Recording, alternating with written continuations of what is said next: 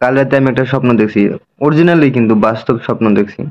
তো স্বপ্নটা হচ্ছে এরকম যে আমি মানে আমার কয়েকটা ফ্রেন্ড মিলে আমরা যাচ্ছি কক্সবাজারে ঘুরতে বাসে করে। তো আমি একটু লেট করে ফেলছি, এই জন্য আমাকে অনেক কষ্ট করে বাসে উঠতে হয়েছে।